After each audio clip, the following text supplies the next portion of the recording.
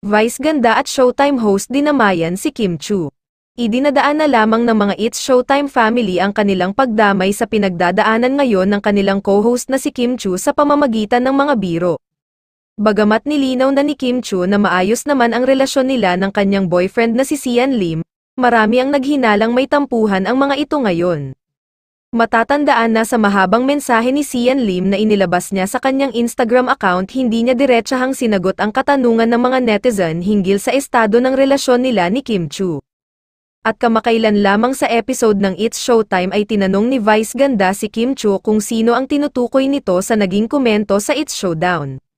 Ani ni Kim, pag gusto mo maraming paraan, pag ayaw maraming dahilan. Maging ang kanilang DJ sa show ay tila nakisali na rin sa pang-aasar ng mga host kay Kim Chu. Tila gets naman at naiintindihan ng mga madlang people kung bakit inaasar ng mga ito ngayon si Kim Chu. Nais lamang ng mga ito na pag-aanin ang loob ni Kim Chu sa gitna ng kanyang mga mabigat na pinagdadaanan ngayon. Hinala pa ng mga netizens na may alam ang It's Showtime family sa pinagdadaanan ngayon ni Kim Chu at ng nobyo nitong si Sian Lim. Sa kabilang banda ay marami pa din ang naniniwala ngayon, lalo na ang mga fans ng Kim Si, na maayos pa rin ng dalawa ang kanilang relasyon. Hindi naman umano nila sasayangin ang mga ito, na sasayangin na lamang ang kanilang pagmamahal sa loob ng mahabang panahon.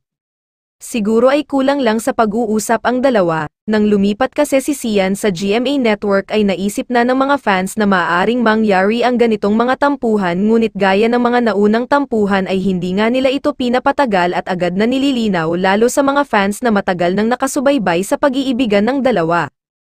Matatandaan na sa mahabang mensahe ni Sian Lim na inilabas niya sa kanyang Instagram account, ngunit hindi niya diretsahan na sinagot ang katanungan ng mga netizen hinggil sa estado ng relasyon nila ni Kim Chu.